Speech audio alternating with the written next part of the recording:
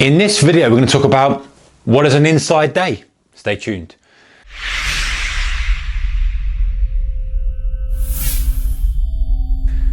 Hey traders, a very warm welcome to you. Okay, so you've heard of it.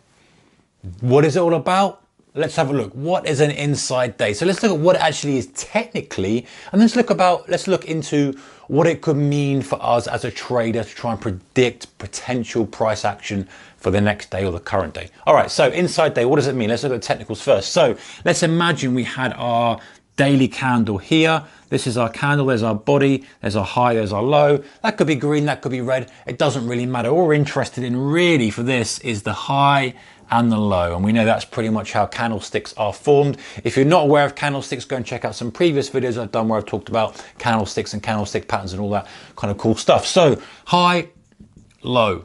Right, the next day we get this price action. Now this candlestick doesn't have to be exactly shaped like this for it to be an inside day, but the point is what we have is the high and low are within the high and low of the previous day. In other words, neither the high or the low have been broken in the day, and the day is now ended and closed. This is your inside day. Okay, we haven't broken out of the high or the low. So once we get that, what does it mean? Well, if you think about the psychology of the supply-demand scenario, and if we kind of moved over here and said, okay, what would the intraday chart look like of that? So if we've got our highs and lows, let's consider those are our highs and lows. Assume now we are now in a chart here. There's our highs and lows.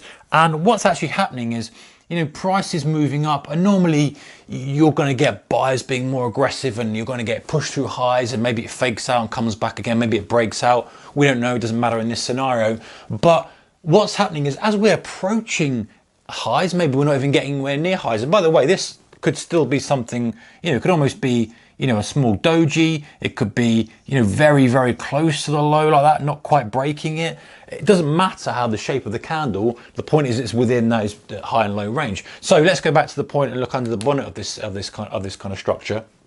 So what it's saying is it's a lack of agreement. It's a lack of aggression. I mean, one side isn't saying, you know what, this is great value. It's still under yesterday's high. I'm going to rip it. I'm going to buy it. I'm prepared to buy and be extra aggressive and take this thing through the high or through the low.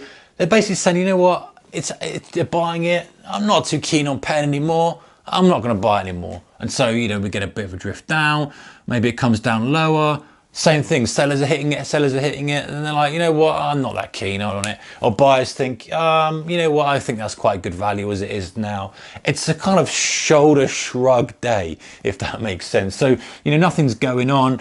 And often you get this before something like economic data coming out, like non-farm payrolls, interest rate announcement, you know, some other major macro event like you know, elections or something. I mean, obviously that's very, very rare, but the point is you often get this, and maybe you get this as well on a holiday day or before a holiday or as the holiday is coming up, whatever time of holiday that would be, or a long weekend. Often you might get this on a Friday when it's just the participation is low. And most of the time as well, guys, volume is going to be, you know, reasonable there, and you're going to get a shrink in volume. It's not going to be a very big day, generally speaking, because if you think about the logic of it, it's like, okay, we could have, everyone yesterday is not in trouble. No one really is in trouble yesterday. If you're talking from a sort of short-term trader's perspective, everyone who's done their buying or selling yesterday are looking at this and thinking, as I say, shoulder shrug. Nothing's happening. I don't need to worry about it. Okay, so let's move on and think what we're going to have the day after that and how we potentially could trade it. So we have this scenario. What then happens the next day? If we get another inside day, the more inside days we get, we need to be ready and primed for a break, because it's like, you know, a ton of sheep getting pushed into a pen. The more and more get pushed in, and then all of a sudden when we break through the high or the low, it's like a little door being opened and everyone trying to blast through it. This is the worst analogy in the world, but you get the point, okay?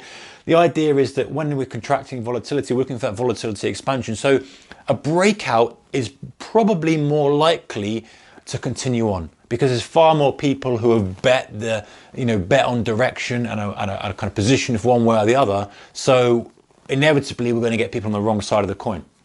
So the next day, what we're looking for is not necessarily a break of the prior day's high. So if we're talking about this day here, and excuse all my kind of drawing and stuff here, we're not really looking so much at that high.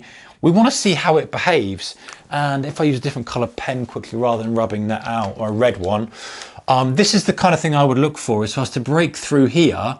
I'm not really interested in that per se. And actually, if we failed there, maybe I'd look for a break through the ultimate low. That's a kind of different strategy. But I would look for it to hold here, accept the new level, and then maybe preempt a strike if we had a kind of bull flag scenario there for a break to the high and look for a further breakout. So it's the kind of thing that it can potentially be like a melting pot, and it's brewing, inside days, indecision, and then someone's got to commit, some point has got to commit. So if you ever see that inside day, obviously if it's holiday or something like that, then you probably need to just put it down to that. But if you have it in the middle of nowhere, perhaps this is very volatile, then you get that.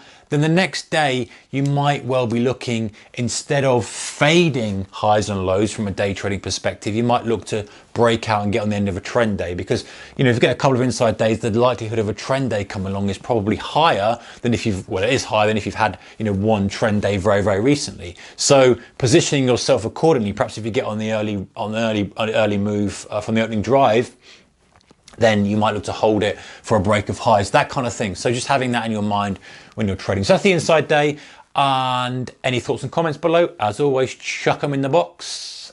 Give it a thumbs up if you liked it, and don't forget to subscribe for more videos from me and other traders on this channel. Take care, guys. Good trading. Keep the risk managed. I shall see you in the next one. Goodbye.